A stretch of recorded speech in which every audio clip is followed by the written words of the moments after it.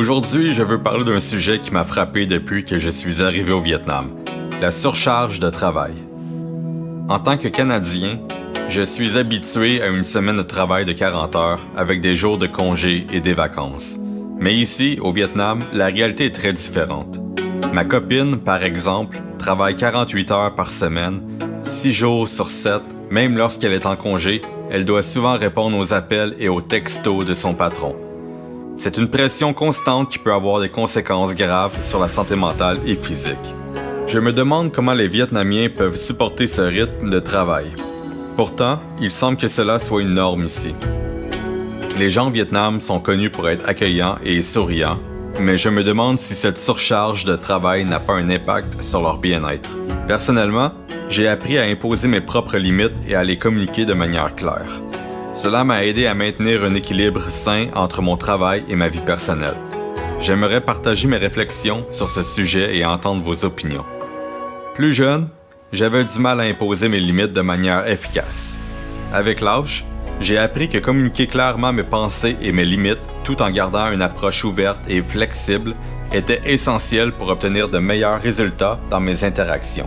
J'ai eu la chance de rencontrer des personnes qui m'ont aidé à améliorer mes compétences en communication et à établir des limites saines. Mes parents, amis, collègues et même des personnes expérimentées ont contribué à mon développement.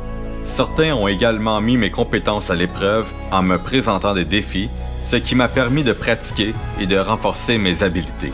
Je crois que pratiquer la communication et l'établissement des limites dès un jeune âge est essentiel pour éviter de se sentir dépassé en tant qu'adulte lorsque les conséquences de nos actions peuvent être plus complexes. Lorsque je regarde ma copine, je remarque qu'elle a du mal à établir ses propres limites. Les différences culturelles peuvent jouer un rôle dans cela, car nous n'avons pas grandi dans les mêmes réalités en termes d'éducation, de valeurs familiales et de manière d'élever les enfants. Je me souviens de 2 exemples qui m'ont particulièrement frappé. Un week-end, ma copine avait enfin pu se permettre 3 jours de congé, mais son patron l'a texté pendant plus d'1 heure pour discuter d'un meeting qui aurait lieu 4 jours plus tard. Pour moi, il était impensable qu'un patron puisse contacter un employé pendant son congé, mais pour ma copine, c'était considéré comme normal au Vietnam. Un autre soir, son patron l'a appelé après 21 heures pour lui demander de préparer un type de café et de repas pour un regroupement avec des amis le lendemain matin. Encore une fois, je trouvais cela inacceptable, mais ma copine me disait que c'était son devoir de répondre à ses appels, même en dehors de ses heures de travail. Ces exemples montrent comment les attentes en matière de travail peuvent varier considérablement d'une culture à l'autre.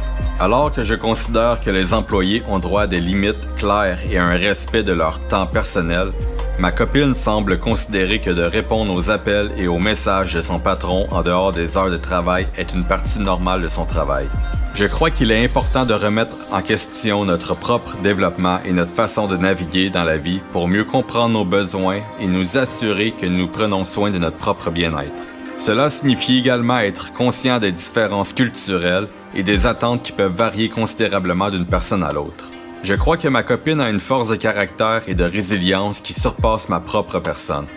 Comme je disais, elle travaille 6 jours sur 7, pratiquement à l'année longue. Lorsqu'elle revient du travail, elle me demande constamment comment je vais avec le sourire et dans la bonne humeur, prend le balai et le porte-poussière, passe la mop avec le savon, prépare souvent le souper en même temps que de partir la lessive pour les vêtements et fait la vaisselle. Je comprends que pour plusieurs qui ne sont pas dans cette dynamique eux-mêmes et qui ne me connaissent pas, croiront que je suis un fainéant qui n'aide pas ma copine sur rien. Mais au contraire, elle fait tout cela pour me faire plaisir et par amour. De mon côté, je me porte également souvent volontaire à l'aider dans le repas, les tâches quotidiennes, faire la lessive ou la vaisselle, et parfois elle me dira « Joe, assis-toi et repose-toi », alors que j'ai l'impression que ce serait plutôt à elle de se reposer. Je pense que cela montre que les relations sont uniques et qu'il n'y a pas de modèle unique pour savoir comment les choses devraient fonctionner. Chaque couple doit trouver son propre équilibre et sa propre façon de fonctionner. Par contre, je crois être tombé sur le stéréotype d'une femme vietnamienne qui prend tout sur ses épaules pour son couple par amour. Pourquoi je raconte tout cela aujourd'hui? Je crois qu'il y a une drôle d'ironie. L'ironie d'avoir des valeurs ultra différentes, mais qu'il m'est impossible de lui tenir rigueur sur nos différences, car elle est toujours dans le support de mon être et je ne me souviens pas d'une journée où elle était de mauvaise humeur alors que pour moi, il est plus fréquent d'avoir des journées up and down. Je pense que cela montre également que les relations sont une occasion de croissance et d'apprentissage mutuel. En étant ouvert à la différence et en étant prêt à apprendre de l'autre, on peut créer des liens plus profonds et plus significatifs.